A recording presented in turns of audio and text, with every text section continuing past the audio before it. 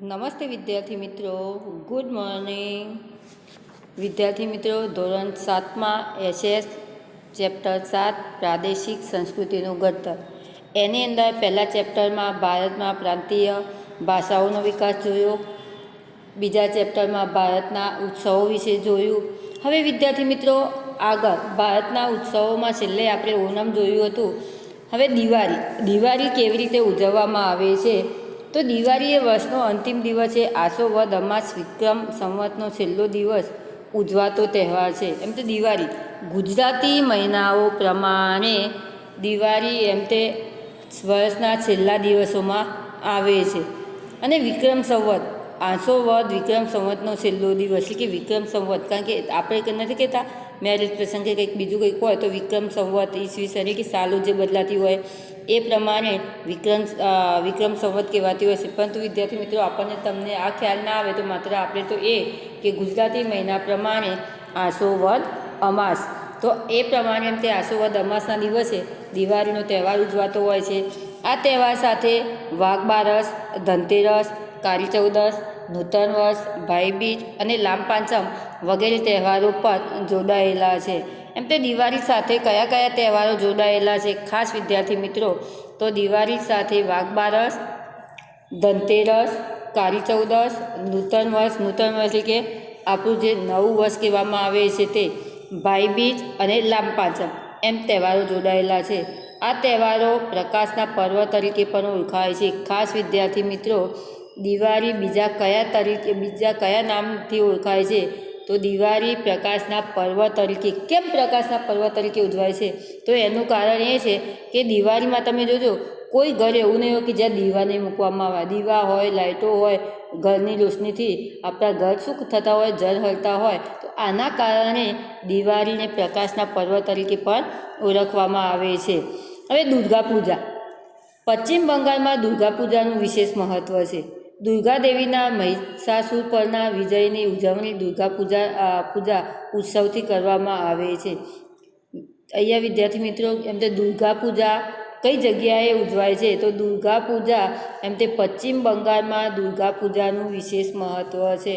પશ્ચિમ બંગાળ સાઈડમાં એમ તે દુર્ગા પૂજાનું મહત્ત્વ વધારે માનવામાં આવે છે. દુર્ગા દેવી મહિષાસુર પરના વિજયની મહિષાસુર નામનો જે રાક્ષસ હતો એના પર દુર્ગા દેવીએ વિજય પ્રાપ્ત કર્યો. આના પરથી દુર્ગા પૂજાનો ઉત્સવ ઉજવવામાં આવે છે. 10 દિવસ ચાલનારો આ ઉત્સવ છેલ્લા દિવસે વિશિષ્ટ અનુષ્ઠાન અને માતાજીની મૂર્તિના જન્મ વિસર્જન બાદ પૂર્ણ થાય છે.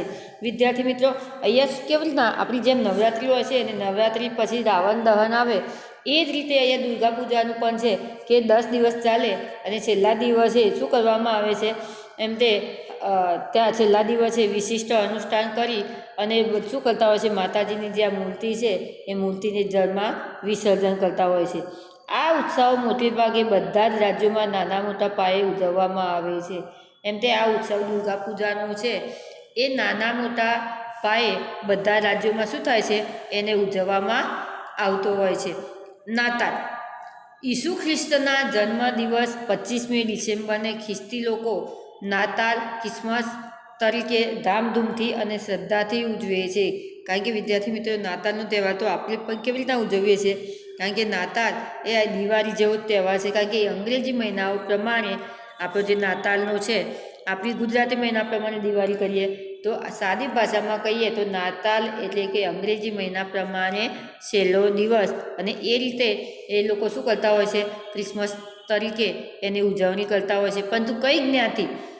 ખ્રિસ્તી લોકો વધારે પડતા ઈસુ ખ્રિસ્તના જન્મદિવસ પરથી 25મી ડિસેમ્બરે ખ્રિસ્તી લોકો શું કરતા હોય? આ ક્રિસમસ ડે તરીકે 25મી નાતાલ ઉજવતા હોય છે. આ તહેવાર દરમિયાન ઘર તથા શેરીઓને ક્રિસમસ ટ્રી તથા અન્ય સુશોભનથી શણગારવામાં આવે છે. એમ તે આ તહેવારે ઘરમાં તથા શેરીઓમાં, કારણ કે આપણે સ્કૂલોમાં બધા વિદ્યાર્થી મિત્રો કરીએ છીએ, આપણે ઘરે તો લગભગ ઓછા કરીએ છીએ, પરંતુ સ્કૂલોમાં હા એમની જ્ઞાતિવાળા ઘરે કરતા હોય છે ઈસુ ખ્રિસ્તમાં જે ખ્રિસ્તી લોકોને માનતા હોય તે. પરંતુ આપણા સ્કૂલોમાં, જો કે અત્યારે સ્કૂલ ચાલુ નથી એટલે અહીંયા આપણે આ વખતે નાતાલનું કંઈ કરી શકવાના નથી. નહીંતર શું કરતા હોય, ક્રિસમસનો ટ્રી બનાવેલ કે વૃક્ષ બનાવતા હોઈએ છીએ અને એને શણગારતા હોઈએ છીએ. એ સિવાય આપણે છેલ્લા દિવસે 31 દિવસે નાસ્તો કરી અને એકબીજાને એન્જોય કરતા હોઈએ છીએ. અને ખાસ વિદ્યાર્થી મિત્રો કે આપણા ભારત સિવાયના બીજા બધા વિદેશોમાં પણ આ ક્રિસમસ ડે શું થાય, સૌથી વધારેમાં વધારે ઉજવવામાં આવતો હોય છે. આ દિવસે તેઓ ચર્ચમાં જઈ મીણબત્તી પ્રગટાવી પ્રાર્થના કરે છે.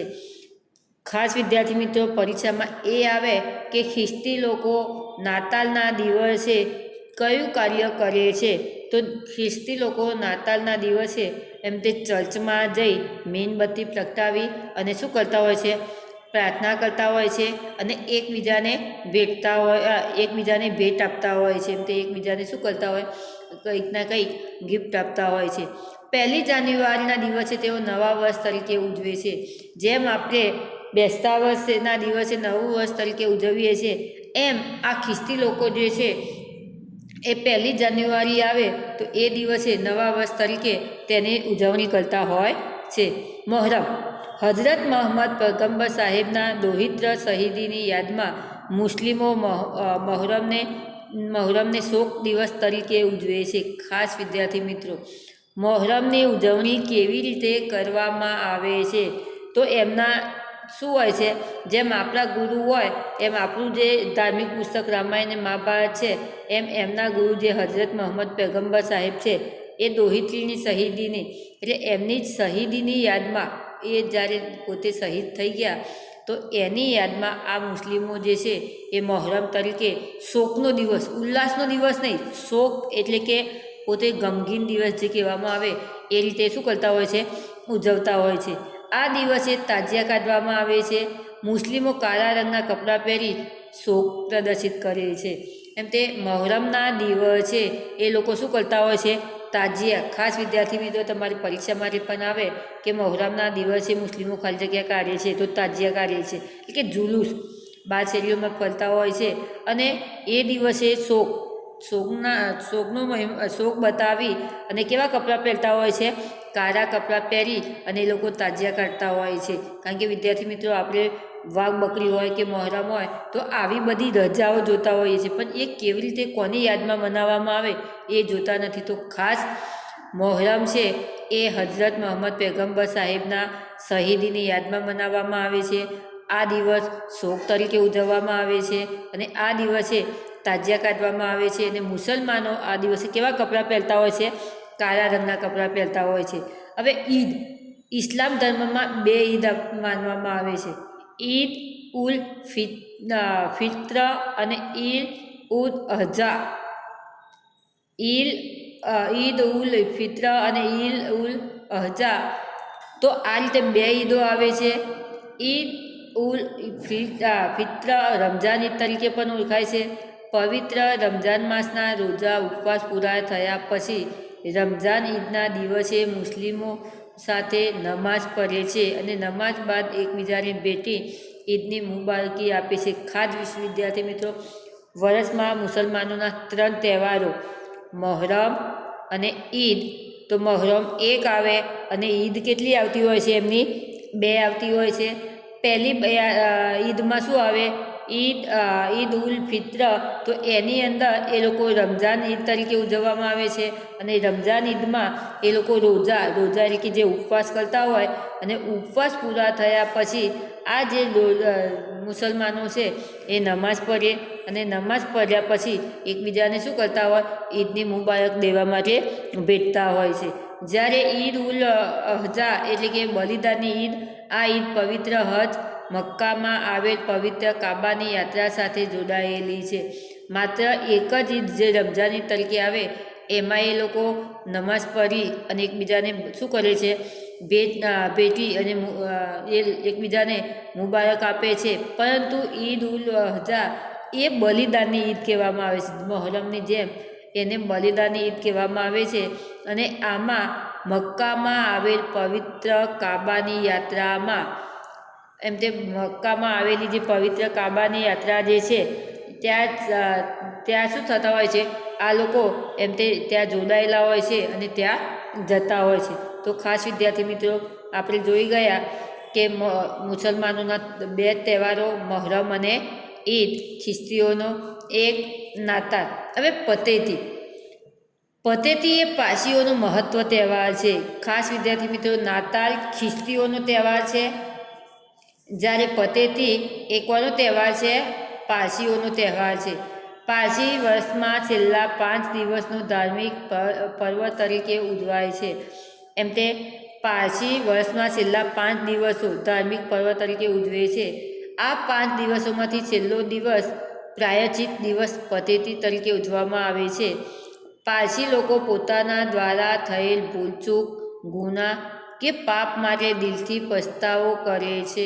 ખાસ વિદ્યાર્થી મિત્રો અહીંયા કે પતેતી એ પારસીનો મહત્ત્વનો તહેવાર છે. પારસી વર્ષમાં છેલ્લા 5 દિવસો ધાર્મિક પર્વ તરીકે ઉજવે છે. એ કયા પતેતી વિદ્યાર્થી મિત્રો ક્યારે આવતી હોય છે?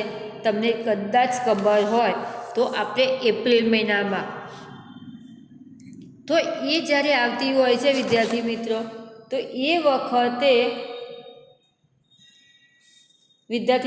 વખતે શું કરવામાં આવે છે? એમ તે એ દિવસે છેલ્લા 5 દિવસોમાં એ શું કરતા હોય છે? પોતાનો પ્રાયશ્ચિત કે પોતે આખા વર્ષમાં કઈ ભૂલ થઈ હોય, કઈ ગુનો થયો હોય તો તેની માફી માગતા હોય છે.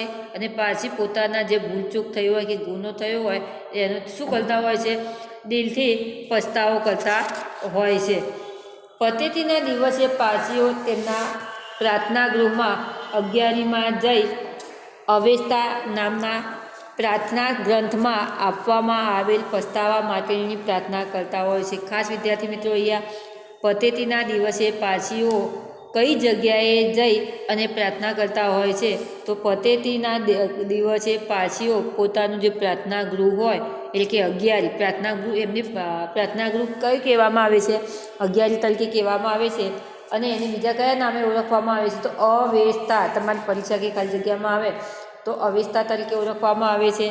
તો આવા અવેસ્તા નામના પ્રાર્થના ગૃહમાં જઈ અને શું કરે છે? પસ્તાવા માટેની, કે પોતે કોઈ ભૂલચૂક થઈ હોય, ગુનો થયો હોય તો એની પસ્તાવા માટેની પ્રાર્થના કરતા હોય છે. પતેતીના બીજા દિવસે તેઓ નવરોજ, એટલે કે નવા વર્ષનો પ્રથમ દિવસ તરીકે ઉજવે છે. એમ કે પતેતીનો જે બીજો દિવસ આવે તો એના દિવસે શું કરે છે?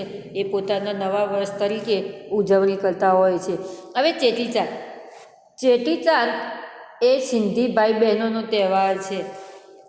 ખાસ વિદ્યાર્થી મિત્રો આપણે જોયું કે નાતાલ ખ્રિસ્તીઓનો, પતેતી પારસીઓનો, જ્યારે ચેટીચાંદ કોનો છે? સિંધીઓનો એમ તે તહેવાર છે. ચૈત્ર સુદ એકમના દિવસને સિંધી લોકો નૂતન વર્ષના પ્રથમ દિવસ તરીકે ઉજવે છે. એમ તે ચૈત્ર સુદ એકમના દિવસે શું કરતા હોય છે આ સિંધી લોકો? એમને નૂતન વર્ષ તરીકે, નવા વર્ષ તરીકે તેની ઉજવણી કરતા હોય છે.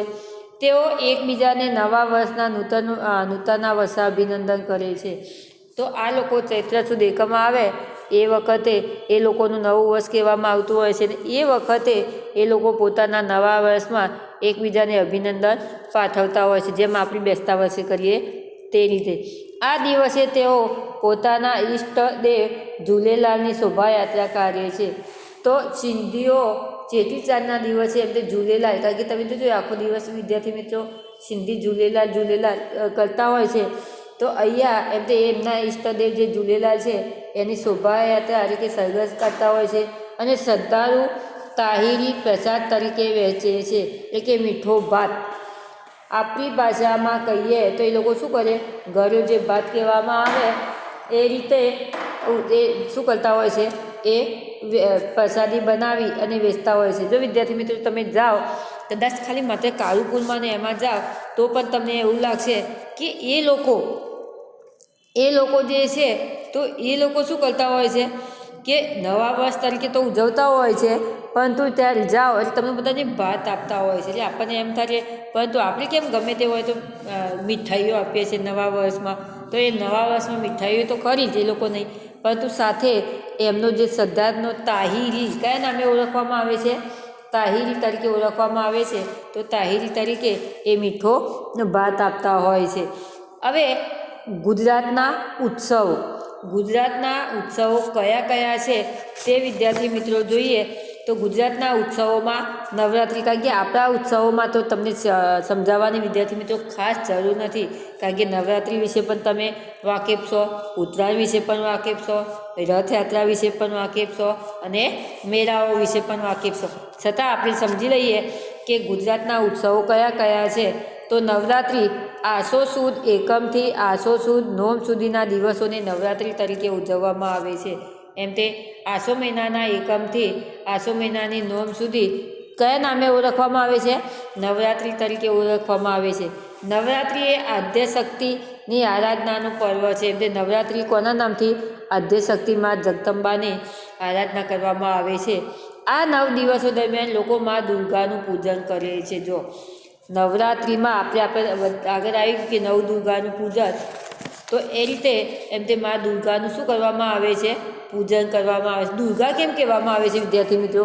કારણ કે મા જગદંબાને નવ રૂપે ઓળખવામાં આવે છે. આના કારણે તેનું નામ શું આપવામાં આવે છે? દુર્ગા રૂપ નામ આપવામાં આવેલું છે. નવરાત્રિમાં ગરબા અને દાંડિયા રાસ રમાય છે. ગરબા એ ગુજરાતીની આગવી ઓળખ છે. એમ નવરાત્રિમાં લોકો સાંજે શું કરતા હોય છે? દાંડિયા રાસ એટલે કે ગરબા ગાતા હોય છે. અને આપણા જે નવરાત્રિના ગુજરાતના ગરબા છે એ વિશ્વમાં પણ પ્રખ્યાત છે અને એ ગુજરાતની આગવી ઓળખ તરીકે જાણીતા છે. હવે ઉત્તરાયણ એ સૂર્યનું ધન રાશિમાંથી મકર રાશિમાં આવવું એટલે કે ઉત્તરાયણ કે મકર સંક્રાંતિ તરીકે પણ ઓળખાય છે. વિદ્યાર્થી મિત્રો, અહીંયા ઉત્તરાયણને શું કહેવામાં આવે છે? ઉત્તરાયણ એ ધન રાશિમાંથી મકર રાશિમાં આ રાશિ છે. તો ધન રાશિથી મકર રાશિમાં પ્રવેશ કરે છે જ્યારે સૂર્ય, એના કારણે ઉત્તરાયણ ઉજવવામાં આવે છે. બીજું, એને મકર સંક્રાંતિ કેમ કહેવામાં આવે છે? ખાસ વિદ્યાર્થી મિત્રો તમારે પ્રશ્ન આવે કે ઉત્તરાયણને મકર સંક્રાંતિ કેમ કહેવામાં આવે છે? તો ધન રાશિમાંથી મકર રાશિમાં સૂર્યનો પ્રવેશ કરે છે. આના કારણે ઉત્તરાયણ એ મકર સંક્રાંતિ તરીકે ઓળખવામાં આવે છે. ઉત્તરાયણના દિવસે લોકો સવારથી જ પતંગ ચગાવતા હોય છે. એની સાથે તલ અને ચીક્કી ખાતા હોય છે. ઊંધિયું ને જલેબી બનાવીને ખાતા હોય છે. અને ખાસ વિદ્યાર્થી મિત્રો, આ ઉત્તરાયણ જે છે એ તારીખ પ્રમાણેનો તહેવાર છે. ઇંગ્લિશ પ્રમાણે તારીખ તમારે જોજો, ઉત્તરાયણનો તહેવાર જે છે એ તમારા શિડ્યુલ પ્રમાણે કોઈ દિવસ આગો પાછો નહીં આવે, કારણ કે આપણે તારીખ પ્રમાણેનો તહેવાર છે. આના કારણે તિથિ પ્રમાણેનો તહેવાર હોય તો તમારે કેવું હોય, લાંબા ટૂંકા આપણી દિવાળી હોય તો વચ્ચે અધિક મહિનો આવી ગયો તો એક દિવાળી 1 મહિનો લેટ થઈ.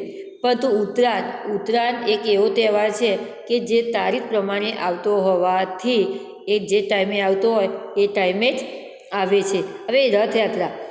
જગન્નાથપુરીની રથયાત્રાની જેમ ભારતના વિવિધ ભાગોમાં અષાઢ મહિનાની સુદ બીજના દિવસે જગન્નાથની રથયાત્રા નીકળે છે. વિદ્યાર્થી મિત્રો, આપણે જગન્નાથની રથયાત્રા પુરી વિશેની સૌ પ્રથમ ભારતના ઉત્સવોમાં જોઈ ગયા, પરંતુ તેની સાથે સાથે આપણે ગુજરાતની વાત કરીએ તો ગુજરાતમાં પણ આપણી રથયાત્રા, એમાં અમદાવાદની સૌ પહેલી કઈ રથયાત્રા? પુરીની રથયાત્રા. એના પછી આપણી અમદાવાદની રથયાત્રાનો નંબર આવે છે. પરંતુ અત્યારનો સમય વિદ્યાર્થી મિત્રો એ છે કે દરેક જિલ્લાઓમાં એટલે કે દરેક સ્થળોમાં લોકો શું કરતા હોય છે? જગન્નાથની રથયાત્રા કાઢતા હોય છે. તો અષાઢ મહિનાની સુદ બીજમે રથયાત્રા ક્યારે ઉજવવામાં આવે છે? તો અષાઢ મહિનાની જે સુદ બીજ આવે એના દિવસે એમ તે રથયાત્રા કાઢવામાં આવે છે. જેમાં અમદાવાદમાં નીકળતી રથયાત્રા સવિશેષ આકર્ષક છે. એમાં સૌથી વધારે મોટી ગુજરાતમાં અમદાવાદની રથયાત્રા છે. આ રથયાત્રામાં હાથી, ઘોડા, અખાડા, સાધુ સંતો સહિત લાખોની સંખ્યામાં લોકો ભાગ લે છે. એમ તે આ રથયાત્રા છે તો આ રથયાત્રામાં લોકો એમ તે હાથી, ઘોડા, અખાડા, સાધુ સંતો લોકો બધા એમ તે શું કરતા હોય છે? આ રથયાત્રામાં ભાગ લેતા હોય છે. પહિંદ વિધિ કર્યા બાદ રથયાત્રાનો પ્રારંભ કરવામાં આવે છે. પહિંદ વિધિ, કારણ કે પહિંદ વિધિ એટલે કે જે 3 રથો છે તો એ રથોની અંદર ભગવાનની મૂર્તિ એટલે કે કૃષ્ણ, બલરામ અને એમની બેન સુભદ્રા. તો આ 3 જણને બેસાડવામાં આવે, તેને પહિંદ વિધિ કહેવામાં આવે છે. અને ત્યારબાદ રથયાત્રાનો શું થાય છે? પ્રારંભ થાય છે.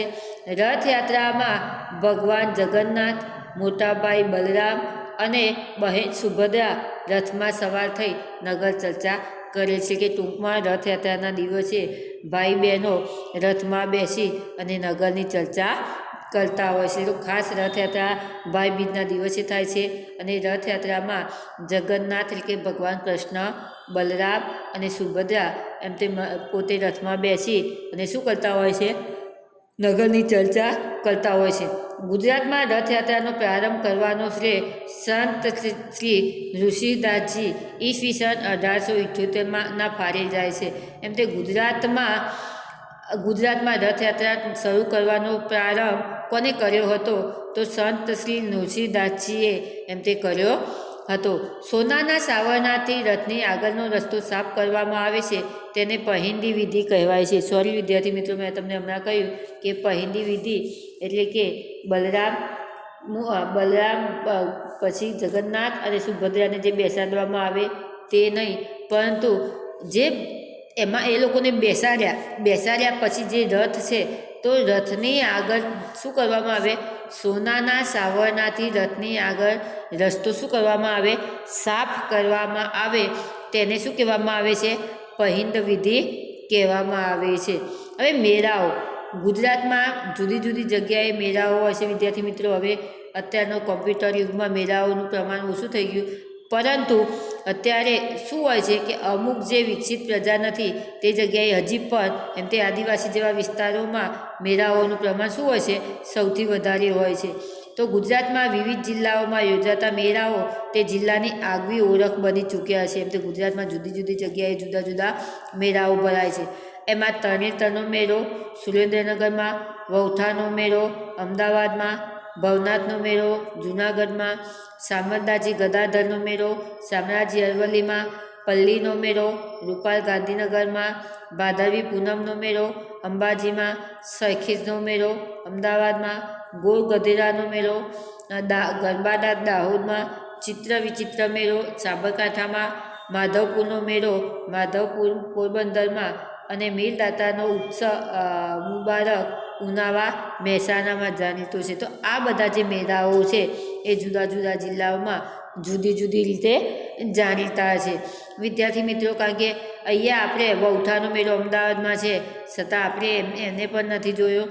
પછી આપણે તો ખાલી માત્ર અંબાજીનો મેળાને વધારે અનુભવ છે વિદ્યાર્થી મિત્રો, કે અંબાજીમાં પૂનમે લોકો ભાદરવી પૂનમે જે દર્શન કરવા માટે જતા હોય છે, આના કારણે આપણે એની મેળાની વધારે આપણે જાણીતા છીએ. બાકી મેળાઓ તો કોને કહેવાય વિદ્યાર્થી મિત્રો, કે બધા ભેગા થાય. આપણે તો જન્માષ્ટમીના મેળાની જ ખાલી વાત કરીએ તો એમાં અહીંયા નહીં પરંતુ ગ્રામ્ય વિસ્તારોમાં એ મેળાઓમાં જઈ અને લોકો શું કરતા હોય છે? ખાઈ પી અને માત્ર ફરતા હોય છે. એટલે કે ટૂંકમાં મેળાઓ કોને કહેવાય? કે લોકો ભેગા થાય અને ખાઈ પી અને મોજ મજા કરે, તેને શું કહેવામાં આવે છે? મેળાઓ કહેવામાં આવે છે. તો વિદ્યાર્થી મિત્રો, અહીંયા ગુજરાતના ઉત્સવો પણ પૂરા કર્યા. હવે ભારતના મુખ્ય શાસ્ત્રીય નૃત્યો કયા છે તે આવતા લેક્ચરમાં જોઈશું. ધન્યવાદ.